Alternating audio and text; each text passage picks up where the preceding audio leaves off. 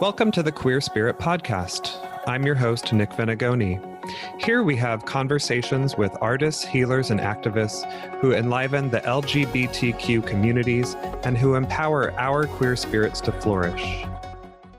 Before we get started with the interview, if you haven't heard, I've started a Patreon account for the podcast. Patreon is a way for you to help support the show and get special rewards in return, such as a thank you shout out on the show and an enamel button with the Queer Spirit logo. This year, I've also added access to videos of the podcast interviews and a free monthly live virtual sound bath.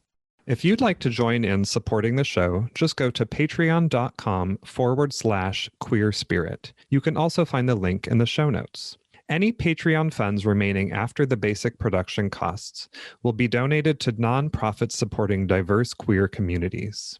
Once again, that link is patreon.com/queerspirit. Thanks for your consideration.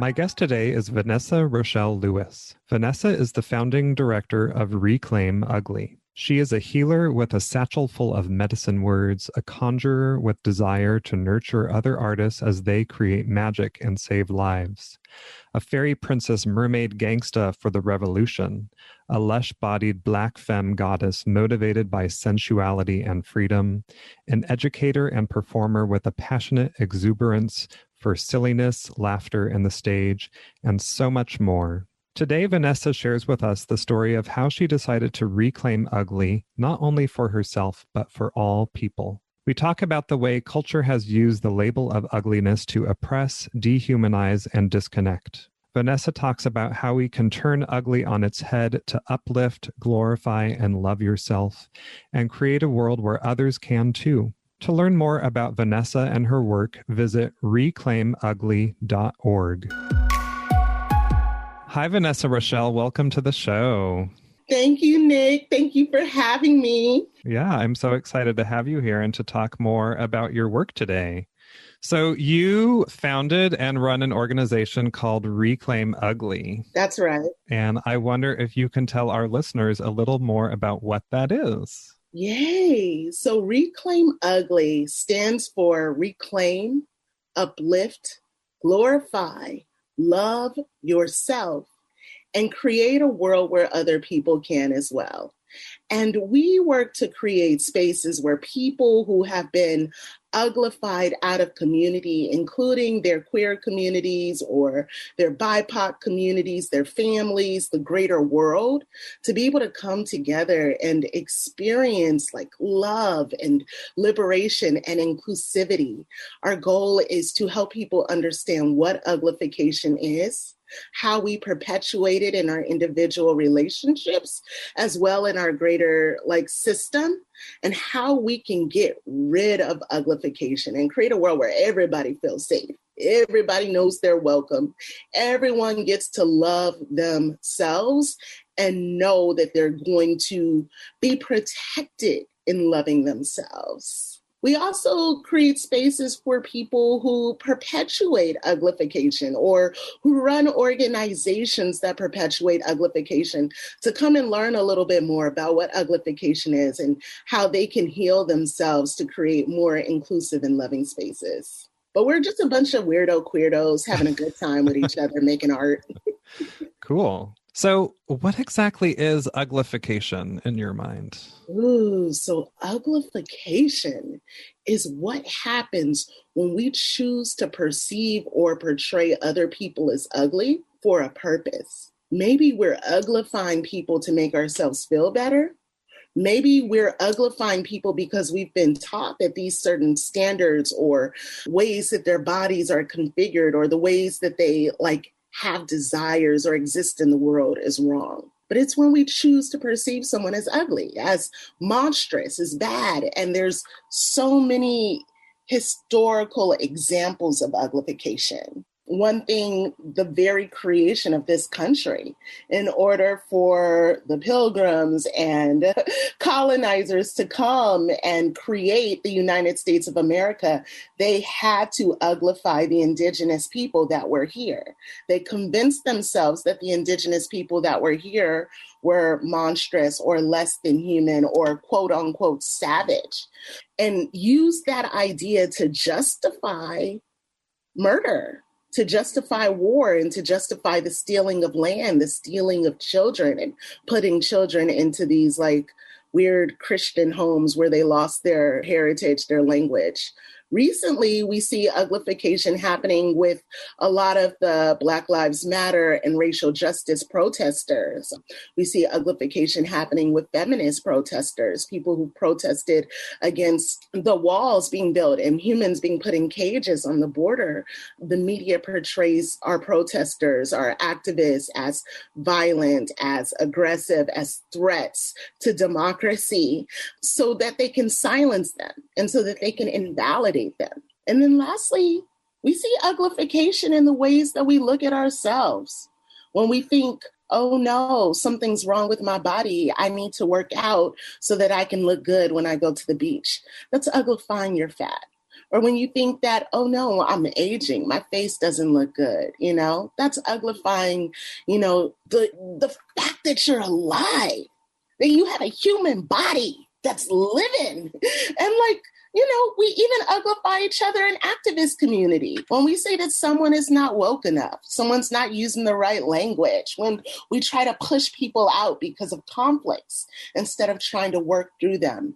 There's so many ways that we practice uglification. And my goal is to just point out as many of them as possible so that we can reclaim our ugly and get free enough to enjoy our lives. Pleasure. So I really love this idea and the way that you have framed it, because I feel like it's so easy to understand and so accessible, because really it's the way I think about it is it's just another way of talking about different forms of oppression, right? That's right. But sometimes people think about, oh, oppression, that's something that happens elsewhere, or I'm not oppressing you, I'm just doing this thing.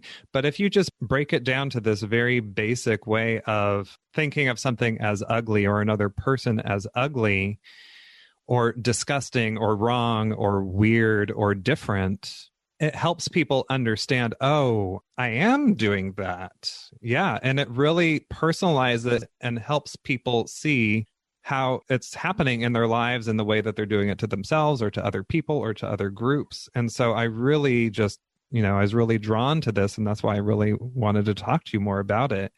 And I think that I read on your site about it, the way you just defined it was as a way to dehumanize and disconnect. And I think that that's one of the key things, is that we so often in our culture, we want to sort of disconnect because we don't understand, or something is confusing or scary, or it's not the same, or it's not how it quote unquote should be, right? So we need to disconnect, but in order to disconnect, we need to dehumanize. And the easiest way to dehumanize is just to say, well, that's ugly, it's disgusting, it's wrong, it's sinful, it's against the law, it's not, in God's plan, that kind of thing.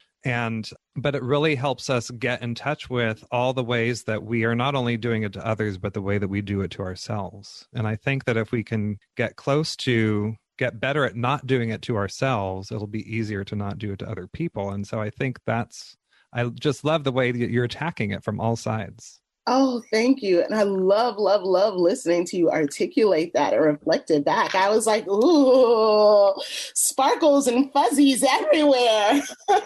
And one thing that I also want to talk about with Reclaim Ugly or uglification is also just this concept of ugliness. We talk about racism, we talk about misogyny, sexism, homophobia, transphobia, but we don't talk about lookism that much. We don't talk about the fact that a lot of us are terrified of being perceived as ugly, as unattractive, because of the ways that we treat people who we perceive as unattractive, and the opportunities that we extend to people that we perceive to be beautiful. You know, we create hierarchies based off of looks. And a lot of us are aspiring to be at the top of that hierarchy for safety, for access, for love. But we've convinced ourselves that it's moral, that it's natural to want to be beautiful in whatever standard that you perceive beauty to be.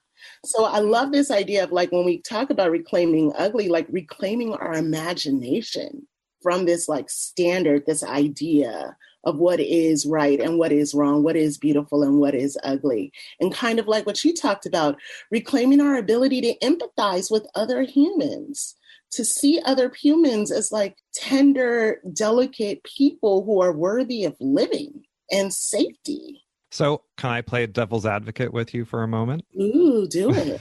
I was thinking about this, which I really, as I said, I really love. But I'm wondering how you talk about this in the work that you do with groups and communities and people around maybe the ways the people who have uglified us and the way that we uglify the people who have uglified us. Because that can be really hard to not do, right? It's really, really hard to not do. And I think it comes back to the master's tools. Recognizing that like replicating the violence that was done to us is not going to solve that violence. It's not going to heal things. And so I think that there are two parts. There are two things that need to happen. One is those of us who are doing the work to fight uglification, to create a more liberated society, we need to create spaces to nurture each other, to protect each other, to take care of each other, to remind each other of how precious and beautiful we are, right? We need those safe spaces. That is going to energize and ground us in our values. The second thing is, in these spaces, I want us to recognize how brilliant we are. We are brilliant. We are creative. We are aware. We have studied oppression. We have studied history. We know how oppression works. So now it's time for us to use our imagination, our radical queer imaginations, our radical Black imaginations, to think about how do we take care of ourselves without perpetuating the harm. Not only without perpetuating the harm, but without succumbing to the harm, And I think it's a very much possible, but it's all about figuring out how to remove ourselves from that system enough to generate the emotional and psychological energy and capacity to do this. So yeah, like I tell my friends, we are smarter than white supremacy. Let's act like it. Yeah, and I get that it's really, really hard for those of us who have been uglified, queer people, BIPOC people, disabled folks, all of that. That it's hard. And yeah, so I'm glad that you're bringing that work in. A thing I think a lot about is church. So I grew up in the church and I'm no longer a Christian, but I do have some respect for religious folks. And what I love about the church is you go to church several times a week.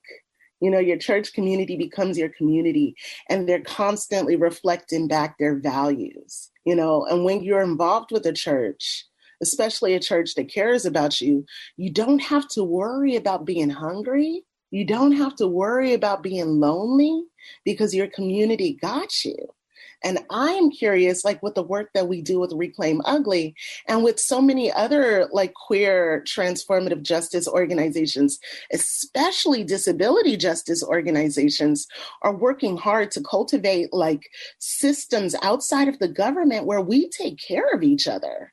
Mutual aid. And I just think that's a thing, Nick, being a baby dyke in San Francisco, one of the best things that ever happened to me was going to burlesque shows and drag shows and seeing fat, trans, queer, old dancers take off all their clothes and be frisky. And I would sit in this audience and it would be impossible for me not to love myself, impossible for me not to imagine myself just as free.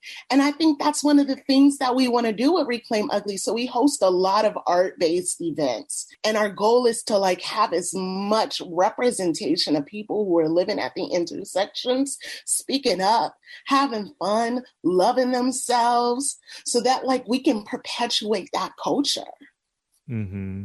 Yeah. Yeah, I think that kind of representation and imagery is really important, and it's really important to continue to support it and encourage it to show up because it gets so edited out of the mainstream. It's true. And I think it's important to have that be shown and have a voice. Yeah. We don't need the mainstream. Like the mainstream, the way that I feel is I want a revolution where I don't have to see my people bleeding on the streets. So I'm like, if the mainstream want to go off and do all its things, let the mainstream do what it's got to do. But what can we do over here? How can we take care of ourselves? And how can we make our movement so juicy, so safe, so attractive that the mainstream is kind of like, oh, how can I get up in this? And it's real. It's real. I mean, you know, a lot of my mama taught me to flirt for a reason. People want what feels good when it's available to them. Mm-hmm.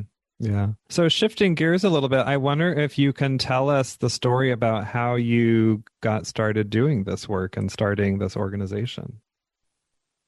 Absolutely.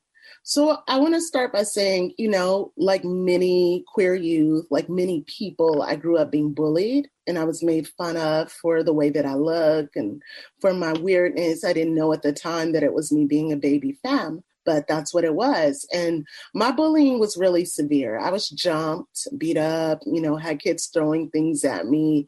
In the 8th grade, I had a security officer have to follow me from class to keep me safe.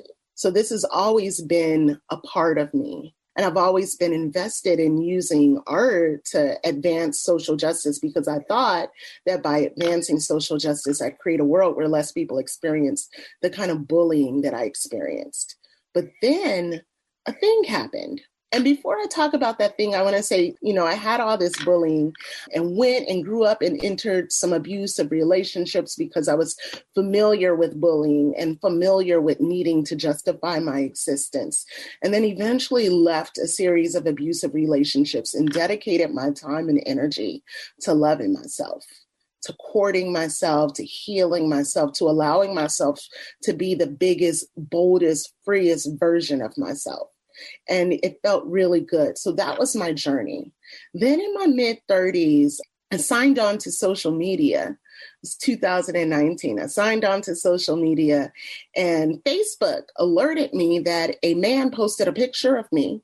And I was pretty sure it was going to be a picture of a recent performance where I was looking so cute. I was wearing this jazzy red dress with a feather in my head. And I was like, ooh, everyone's going to compliment me on Facebook. But no, Nick, no, that is not what happened. It was some party promoter, a man that I did not know, who was trying to organize like a after party for a rapper and looking for women to be in the VIP lounge. And so I guess he hadn't been appreciating the women that reached out to him to be in the VIP lounge.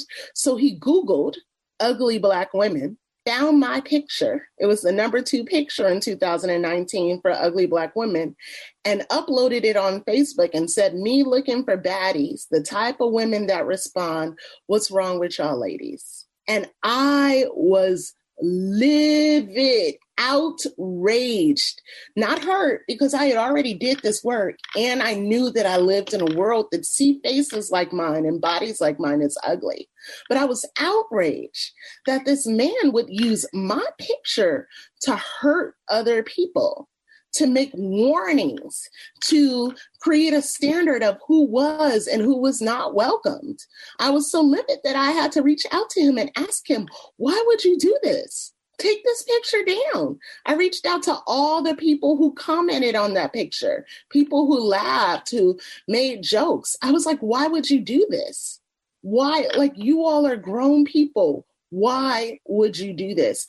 And eventually, and then I also posted on my Facebook, and like my Facebook friends were like, we love Vanessa, roar, take it down. And so eventually he reached back to me and he told me that A, he didn't know I was a real person, even though it was a photograph of me and not a drawing or a cartoon, but he didn't know I was right, which comes back to this idea of dehumanizing. Uglification leads us to dehumanize people.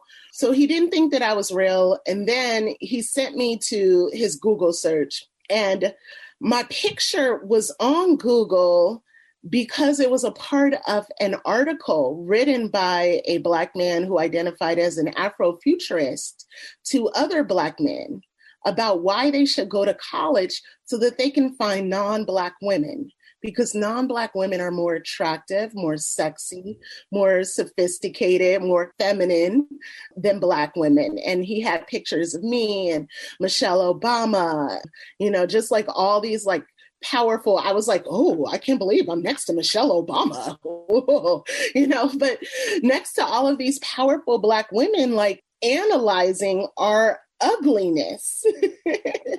And then all these pictures of non-Black women, like explaining how in juxtaposition, they're beautiful. So it was gross. I started writing about it. And then all these other people, like lots of people, a wide diversity of people reached out to me to tell me about their own experiences with uglification, whether they were bullied on the internet or all the different reasons that they were taught that their bodies, their faces, their existence is invalid. And I was like, we have a movement. And I have to tell you, Nick, since I've been doing this, I have to say that this has been the most joyful period of my life, because I feel like I'm doing something beautiful and I feel so committed to it. And I have people that are doing it with me, and it just makes me feel like every day is a party for love. Yeah, so that's our history. That's our story. Wow. Thank you for sharing that. You could probably see it on my face, but our listeners couldn't see. I was just aghast, especially when you got to, the Black man in the article for Afrofuturism and saying that, other Black men should go to college so they can attract white partners. Non-Black partners. Yeah. Non-Black. So like also Asian and Latinas, like, and specifically non-Black Asians, non-Black Latinas, Yeah. Yeah. But, I think that's a really good example of the way that we can internalize the uglification so much that we turn it on ourselves or turn it on our own. And so what's the way, how can we not only separate others, but separate ourselves from our own group? That's right. Because we think so little of ourselves because of what history has told us. Yeah.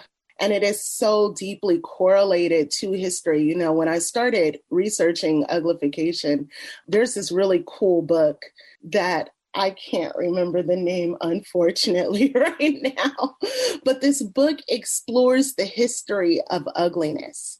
And it shows that, like, when humans first started contemplating who was ugly and who wasn't ugly, the first place they went to were elders and disabled people. And it was all about these rituals of like, we have old people, we have disabled people, the gods don't like them. We need to remove them from our group so that we can have access to food and rain and everything that we need.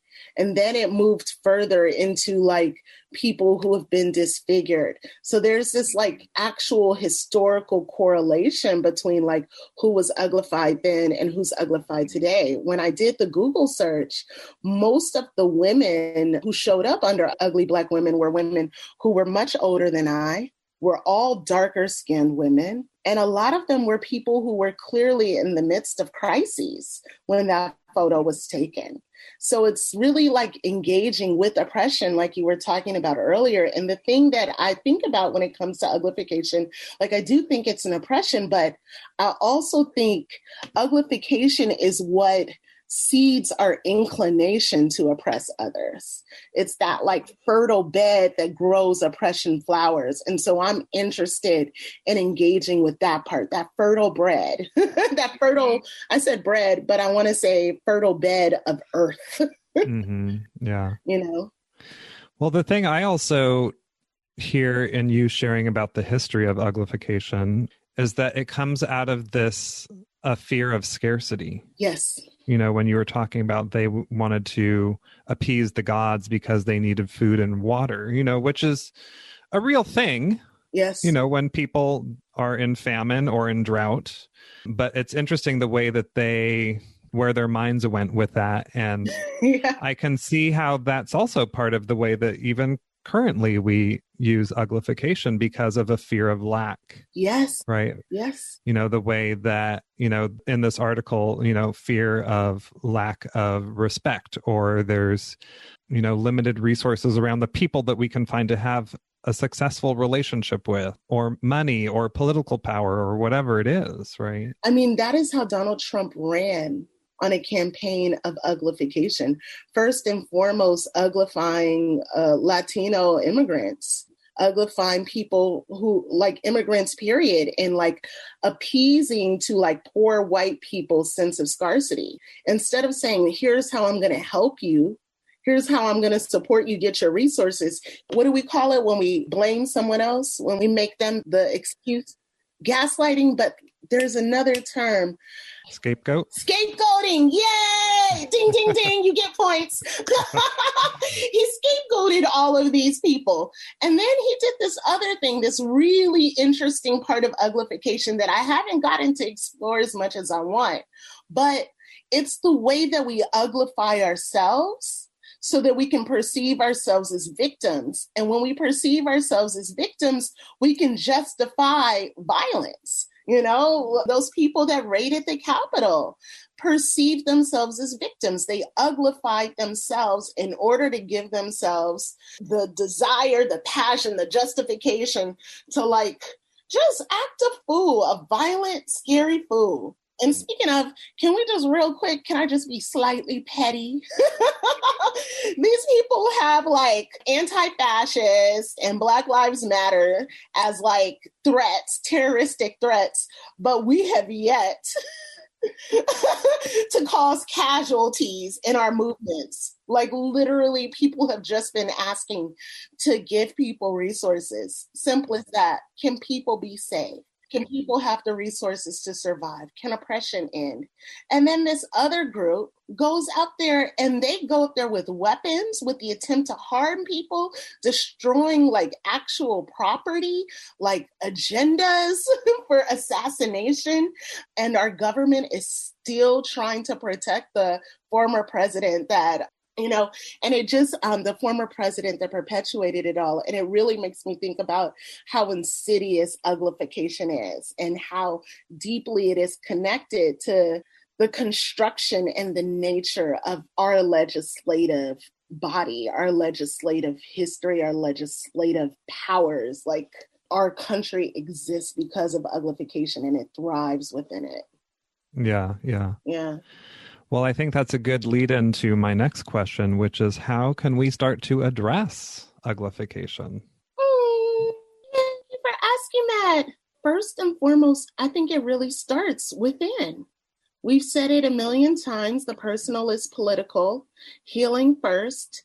It really is healing first. It is taking time to be with yourself and to explore compassion with yourself, to get to know yourself, without judging yourself, to figure out, when am I feeling the most joyful? When am I feeling the most at peace? When am I feeling the happiest? And center those times instead of trying to adhere to the status quo or expectations. Center your pleasure. And the more you center your pleasure, the more you're going to be invested in the peace and pleasure of the people around you. You're going to be less inclined to uglify other folks, less inclined to uglify yourself. As you're paying attention to this, think about when you are perpetuating uglification, when you are leaning towards judging and shaming and critiquing people. When are you in a position of leadership in which other people are uglified out of the space that you've been tasked with leading? If you are an employer, Do you have assessments that depend on what people's bodies look like, or depend on their ability, or depend on whether they have acquired certain degrees for jobs that don't actually need those kinds of training? Can people fit into your office? Can they fit into those office chairs? Are there restrooms that reflect people's diversity of gender? Are there practices that you all have that like inform and validate the gender binary? So really thinking about like the spaces that you're creating and what they perpetuate is a huge one.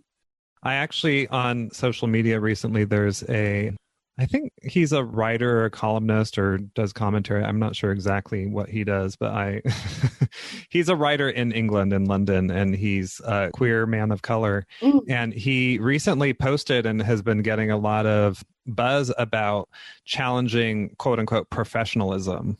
And the way that in work environments, people are, calling certain things professional versus non-professional. And he's really challenging, like, well, let's look at this here. Like, just because it's not part of like cis white culture doesn't mean that it can't be professional, right?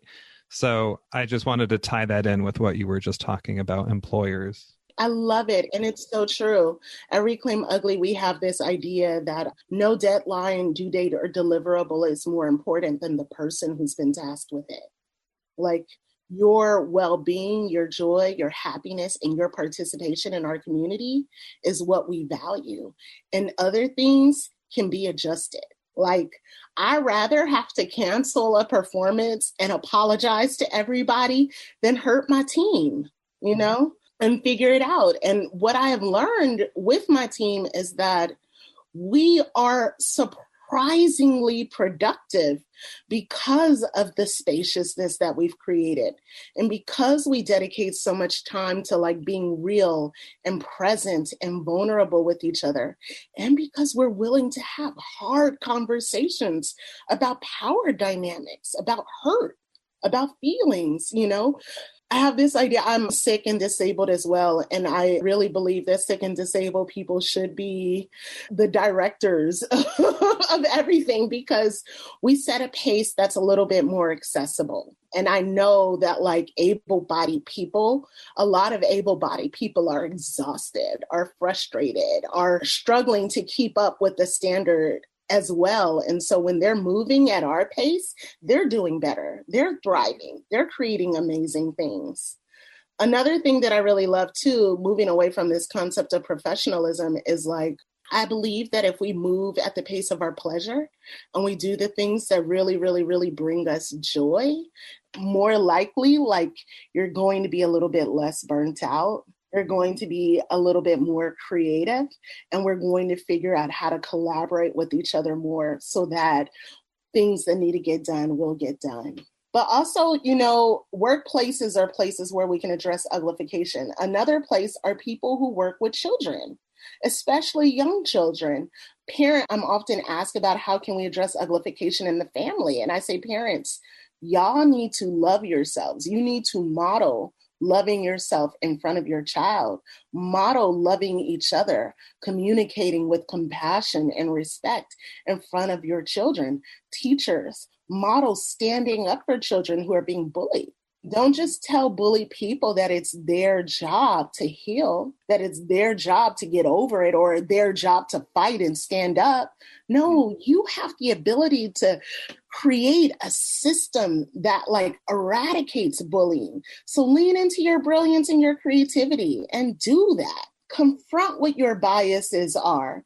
Confront what your values are around beauty, around worth, around professionalism, as we're talking about. And then start to heal it. Know that you are worthy of healing. You're worthy of slowness. You're worthy of the gentleness needed to like truly love yourself and love the parts of you that other people have told are harmful. And then divest. Completely divest from uglification. And I think that part of divesting from uglification is choosing not to interact with like media that continues to perpetuate uglification. It means that we may need to say goodbye to some of our favorite comedians. And for me, this doesn't mean like canceling them off of, some people might, that's not my route. And I really don't want to judge other people's route. But for me, like, I don't need to be at war with people who are like perpetuating uglification. Instead, I am choosing to find people who are in alignment with me. And that's who I interact with. And I just kind of like remove all that other stuff from my life. So it's no longer infiltrating my brain and hurting me. I have a good story about that I think would be inspiring for listeners a little bit as a quick tip. I was listening to these women talk on Facebook Live the other day, and they were talking about bullying online and how an agreement that this group of people have in this one list is that if someone comes in and tries to attack or change the conversation, you completely ignore that person. Because if you start arguing with them, then you're just going to feed it and it's going to like take over. And they just like completely ignored it as if it didn't happen. Yep. And I think that's the best way, just to not give that person any attention or power at all. I think so as well. And it's definitely one of the routes that I take. And part of why this is important to me as well as a fat person and as a Black person and as a Black woman is that those of us who are uglified, those of us who experience a lot of micro and macro aggressions, we internalize that with our body and it impacts our health. It leads to diseases. It leads to diseases that we're dying from, like heart disease, like diabetes, like hypertension, and recognizing that, like, I deserve peace. I deserve safety. Like, my job is not to fight. My job is to heal, allows my organs to be a little bit healthier. Right now, there's this statistic going around, this study that showed that Black women, especially I think like 55 to 70, somewhere around those numbers, their organs are 7 years older than white women of the same age.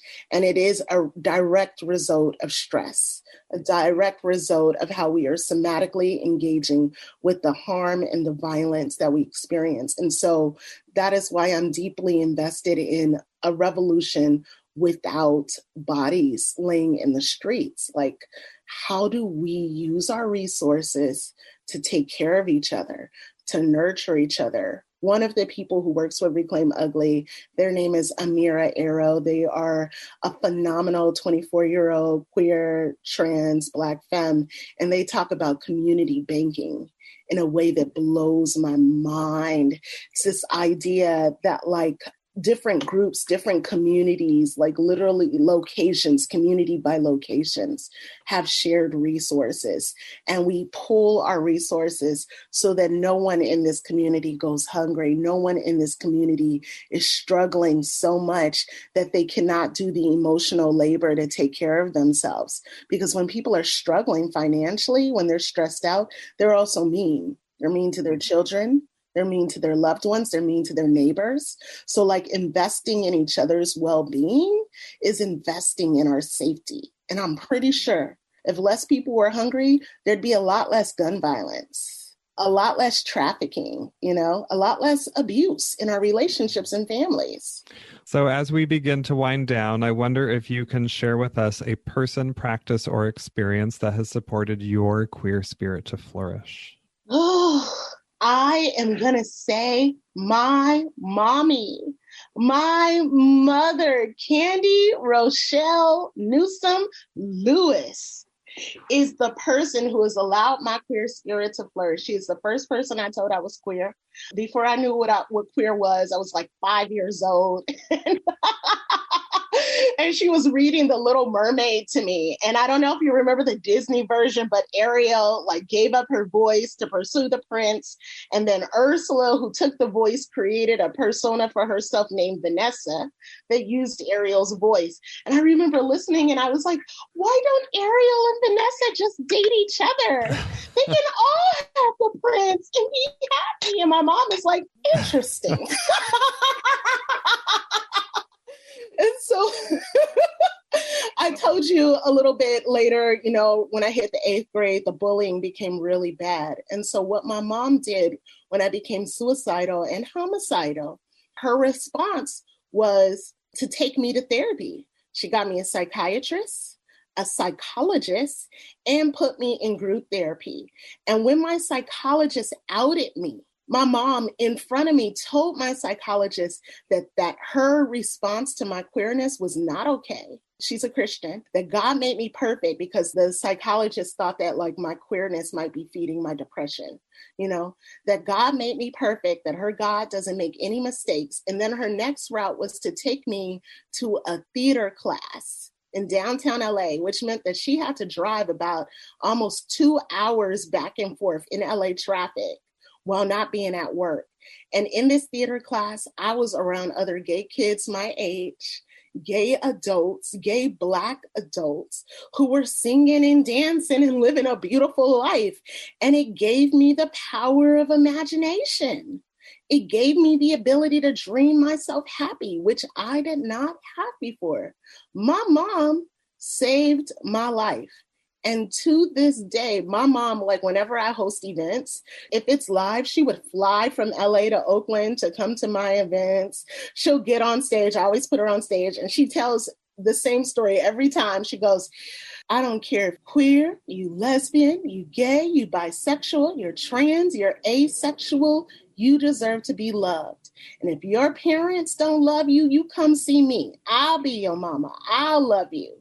And I've seen it. I've seen it with my own queer and trans friends growing up. My mom is here to love us.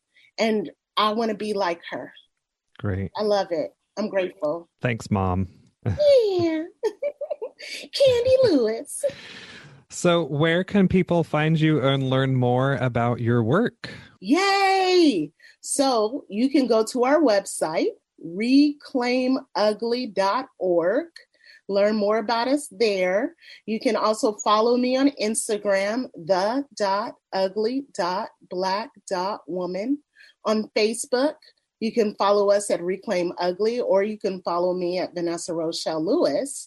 And if you go to our website, reclaimugly.org, you will learn about our upcoming Reclaim Ugly Healing Retreat and Transformative Imagination Conference.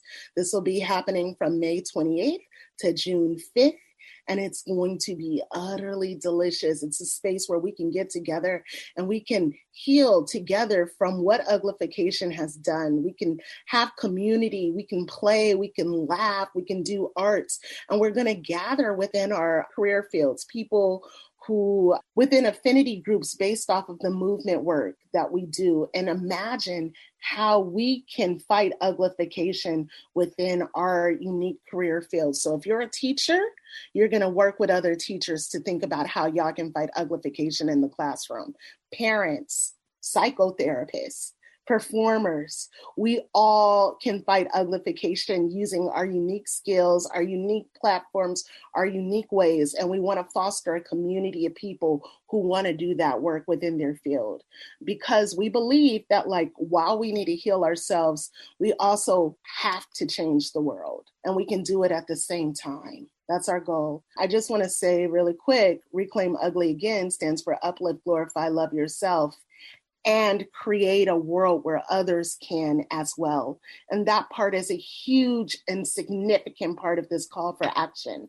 We're doing it for ourselves, but we're doing it for everyone else. And is the conference online? The conference is online. Great. And you have a book coming out that people can pre-order for August of 2021? Yes! For naming it. I'm so excited about the book. The book is called Reclaiming Ugly. You can just Google Reclaiming Ugly by Vanessa Rochelle Lewis. And the book impacts Uglyfication, but it also talks about how we can reclaim our ugly. There's lots of little creative writing activities and prompts. There's affirmations, there's poems, there's essays. It's a whole little creative merry-go-round for you and your healing. Great. Well, Vanessa, thank you so much for being here today. It was a joy talking to you, and I look forward to all the work of reclaiming ugly that you bring to the world and all of our queer spirits out in the world. Thank you. It was so good to talk to you as well, Nick. And if I can briefly ask before we go, because they've heard a lot from me, but you're this amazing human being who's been facilitating this space. Can you tell me a way that you have reclaimed your own ugly? Yeah, I was thinking about that. And I think that probably one of the most significant ways that I felt that I did that recently was a couple of years ago, I had cancer. And I've talked about that on the podcast before, so people can hear that in another episode. But, going through chemo for 3 months really changes the way you feel in your body, really changes the way that your body looks. And, it was challenging. And it was it was less about how it affected the way that I looked, because I knew that was going to happen. And I knew that it would eventually revert, that my hair would grow back and, I would lose weight or gain weight and sort of probably get back to how I mostly looked before and felt before. But it was really like how I felt, I was just like, oh my God, I just feel so ill and so disgusting. And, I don't know that I ever thought of myself as ugly, but just as like, ugh, just feels awful. So, I can only imagine people who have chronic health issues where they may feel like that all the time. And so it just allowed me to have even more compassion for people and have compassion for myself and just be okay with my yuckiness and ugliness and all of that. And, having to still show up for my clients and, while I was going through that. So, yeah. Well, I really, really, really appreciate that you were able to be present with yourself through it all and love yourself through it all, even when it was hard, And I'm so happy that you're here with us right now. I really am. It's nice to look at your face and hear your voice. Well, again, thank you for being here, and I look forward to connecting soon. Same. Have a beautiful day. And audience, thank you so much, too. To find the resources we discussed today, find the show notes at thequeerspirit.com. And if you enjoyed the show, remember to subscribe, rate, and review on iTunes. This will help us reach and support more queer people all over. Thanks for listening, and see you next time.